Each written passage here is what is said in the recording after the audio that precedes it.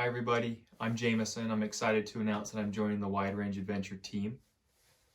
From time to time you're going to be seeing me on this page as well as on social media doing anything in the outdoor field, whether that's fishing, backpacking, hunting, you name it. If it's anything outdoors related, I'm pretty obsessed with it and enjoy doing it. I also happen to have my own bow shop here in my home, so you will be seeing some how-to videos, some tinkering videos, hopefully some gear review down the road. A little bit about myself. I've been pretty much in the outdoors my whole life. I grew up camping and fishing with my family, but I didn't get my start into hunting until I was what you would call an adult onset hunter. In about 2015, I got the opportunity to go do some duck hunting with my family, my wife's family, and some like distant friends of their family. And that's kind of where I got the bug, was with waterfowl. I immediately reached out to Austin and started just picking his brain because he was one of the people that I knew that I went to school with that was into this field, and I just wanted to know more. I wanted to get to know somebody who was in the field, and he and I started talking more. We went out on a coyote hunt, and that was a blast. It was really incredible to watch the wealth of knowledge that he has and the amount of experience he has with just one adventure like that. But like I said, most of my experience has been fishing, so you may see some attempts at fly fishing. I don't claim to be an expert at anything I do, so you may see me trying to go fly fishing. Definitely some ice fishing. That's one of my newest things I've been getting into, really enjoying. Normal type of fishing, bank fishing. If I can get my hands on a boat, we'll do that as well. There was a time where I was really obsessed with bass fishing, so you might see that down the road again if I get back into that. Because I have my own archery shop, I think it's easy to assume that I'm pretty obsessed with archery. So most of my hunting will be with my bow, but I really do enjoy any form of hunting, so I do have some guns, and so I'm happy to go do that as well. I do quite a bit of bird hunting with my family, mostly upland, just because that's one of the easier ways for my family to get together and we can go do some upland hunting like that. I term success kind of differently than most people, and I feel like it's a normal mindset of the adult onset hunter that it almost feels like when you jump into it, you focus more on like the adventure side of things and really getting that good experience that you want. It's not so much about filling a tag. I have been primarily bow hunting since 2017. I have yet to officially notch my tag. I did have one unfortunate situation where I did shoot a buck, but I couldn't recover the carcass, and I was really sick to my stomach. And if you've ever done any sort of archery hunting or hunting at all and you've wounded something, you kind of know that feeling, that uneasy settling in your stomach, and it's not something that I don't want people to go through, so hopefully we can provide some education on this channel as well and help you guys avoid those mistakes. I do have a few great hunts coming up this fall that I'm really excited about, so hopefully you guys can follow along and watch me punch my tag and get to know me a little bit better.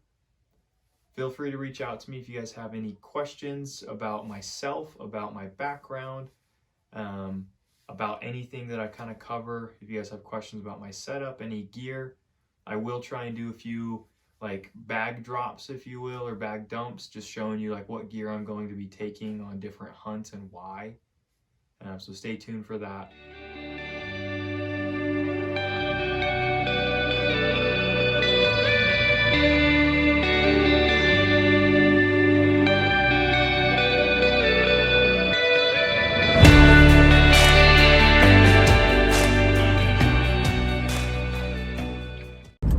Hey guys, heading out to the archery range today, meeting up with some buddies. We're going to the Easton Archery Center. We're gonna be outside today shooting out to 100 yards. I'll try and get some phone scope footage, some slow-mo footage of that. You'll see me, two of my friends shooting. For me today, it's just double checking everything, double checking my 20, 30, 40 pin, my sight tape, and getting as doped as possible for TAC next week. After TAC, it's just a couple short weeks and the hunt starts, and so I want to be as ready as possible. anytime I go out shooting, I really try and focus on a perfect shot break, clean execution, and just staying conscious throughout my entire shot process. So, all right, guys, we made it to Easton Archery Center. We're gonna go in and shoot. I'm a little nervous. Last time we were here, the wind was gusting pretty heavy. It was like 30-mile-an-hour winds. Really created some target panic and some trigger punch mentality. So it seems like there's no wind, so it's gonna be a good day. We're gonna have some good shots, and stay tuned. Okay, so second end in, went to 90 yards, shooting with Mr. Jake McMillan. He's gonna teach me how to shoot today. And in September, I'm gonna watch him miss a big bull elk. Let's get up here and see how we did.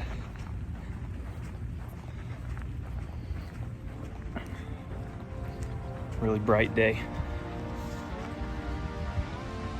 90 yards.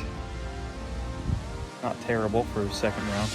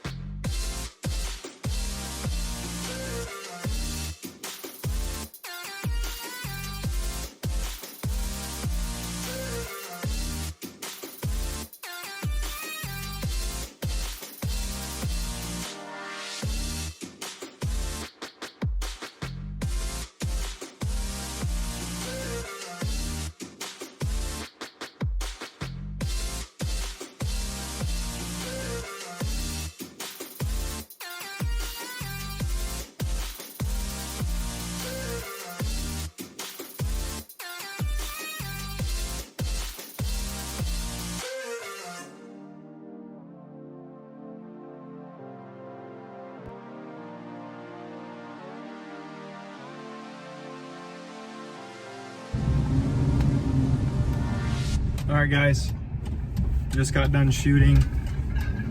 Pretty humid. It rained today, so it's pretty hot and humid, so I feel pretty sweaty, but I'm very pleased with my shooting. My goal today was just to verify that my pins and my sight tape were set, and I did just that. I was shooting X's with all my pins out to 40 yards, and then shot out to 95 yards with my sight tape, and did really well.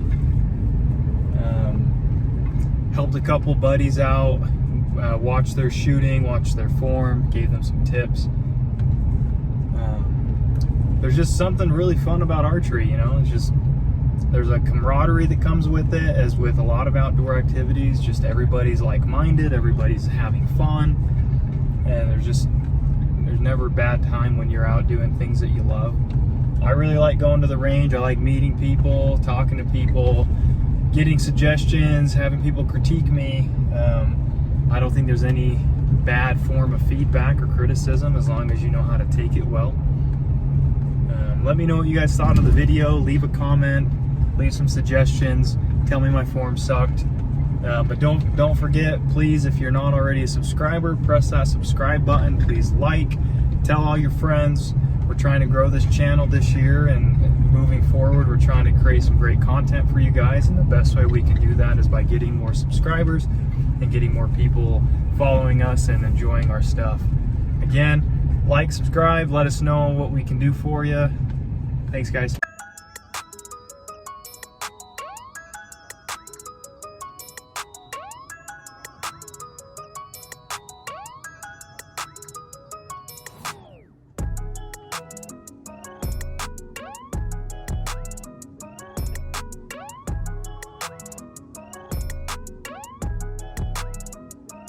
Hey everybody, I just wanted to go over my bow setup with you. I know you've seen probably in today's video me shooting my bow, so I thought it'd be nice for me to show you everything that's on the bow in case you had any questions about that.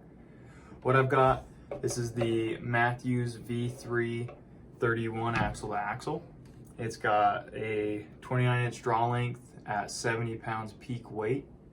I do have the 85% let off mods, so that's got me at about 11 pounds of holding weight. I like that, but I'll probably move to the 80% mods down the road, just because I feel like you're a little bit more stable in the back wall when you're holding more weight. I do have a front and back bar stabilizer system. I know some people think it's overkill, but I really like the way it holds with this. So I've got the Conquest Archery front and back bar setup, 12 inches up front and 8 inches in the back. Just that classic 1-to-3 ratio. So I have 1 ounce of weight up front, 3 ounces in the back. My sight, this is the Black Gold Revenge. It's a 3-pin with a slide.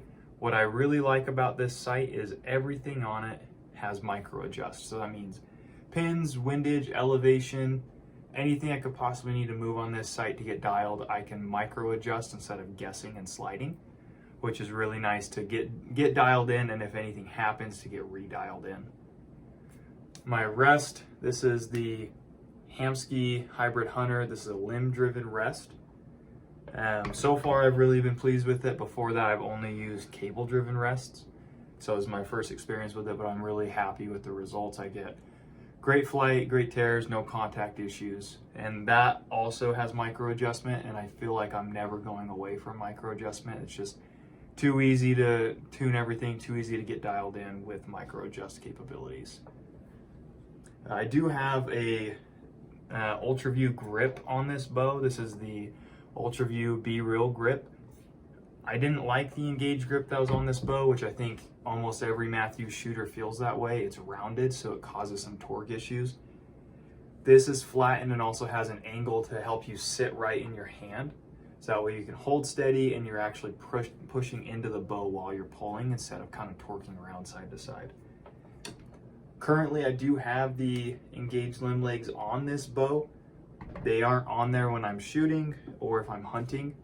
They're just used as a kickstand if I'm here at home, at camp, etc. That way I'm not laying my bow down and worrying about anything getting damaged. I just set it up on the kickstand. If I'm on a stock or if I'm shooting, I don't have that on there except if I forget to take it off. But if I'm ever hunting or on a stock, they don't even leave camp. My arrow this year, this is the Black Eagle Rampage. Currently it's cut down to 28 inches carbon to carbon. I have a nocturnal knock on it and the boning heat vein with a 3 fletch with a pretty strong right helical. I'm really happy with that setup. I get the best consistency, the best grouping, and it's very quiet. I have tried other configurations. This is what I've gotten the best results with so far. I'm not done tinkering though. I have some other things in mind that I want to play around with, so stay tuned for that. I do run a wrap. I know some people are afraid to run wraps just because they add a little bit of weight, but honestly, it's 4, maybe 5 grains, and it makes replacing veins so much easier that it's just worth the weight. If you've ever shot through a vein, you know it's annoying to strip through everything, re-clean it, and throw a new vein on. This, all you have to do is put it through a little hot water, peel that wrap and vein off, quick clean, and you're ready to go again. It's really easy. Up front, I've got the iron wheel. This is the solid single bevel to the right. It's 100 grains with bleeders. I have yet to shoot an animal with this broadhead, but I'm very pleased with it so far with the way it flies. I've shot it out to 80 yards and I'm very pleased with that. They fly like field points out to 80 yards. I don't know past that. And out of the box, these have to be some of the sharpest blades I think I've ever touched, which is very impressive because sometimes you get some broadheads in a packaging and you pull it out and they feel very dull and you have to physically sharpen them. My release setup, I have 2 different releases that I'm trying to decide between. I'm going to show you what I think I'm going to be using this year, and then I'll show you what my backup will be or what I might swap to. So right now, this is the Scott Archery Pursuit. I'm very happy with this. It's a thumb button. What I like the most about this is the adjustability on it. It has a spot where you can attach a lanyard to it if you're afraid of losing it, so you don't have to worry about dropping it or leaving it in your pocket or losing it. But it also has so much adjustment in the release itself that it's nice to make a real crisp, easy break and not have to worry about too much trigger travel. Now, I don't use that button the same way most do. I actually just physically get into the release so I can't manipulate the button, and I just pull through my shot until that breaks. It is a little loud when you're not set up, but honestly, it's just a matter of locking it in and you're good to go. There's no rattle. Most of the time, this is in my chest pouch, just right here, and I'll have a backup release in my bag just in case. But this is my favorite release so far that I've used. I feel the most confident with it. I get the best grips out of it. My backup release that I might be moving to instead of the thumb button, this is the Ultraview Hinge. This is the first generation Ultraview Hinge. I really love a hinge. I feel like I get the most consistent shots, and I don't have to worry about that actual activation of a trigger. I can just worry about back tension and follow through. But I'm afraid that I'm going to get a little buck fever, and as soon as I go to draw back, I'm going to rip that release. I'm going to punch myself in the face. Some people don't like the first generation because it's super loud, but a super easy trick is just putting a little O-ring on the top of that there. It doesn't move, and it's super easy to reset if you were to shoot it. So again, what I like about this release is you don't have to worry about a button. You just have to find your click and then just pull through your shot. It's nice. Sometimes though, when it's not breaking when you think it should, it gets in your mind a little and you deal with a little bit of target panic issues. Let me know what you guys think. If you have any questions about this, about my setup, about anything that I've showed you in the video. If there's anything that you want to see, please leave it in the comments. Let us know so we can start publishing that. Stay tuned. Make sure you're liked, subscribed, share with your friends. Hopefully down the road we can get some really cool content for you guys.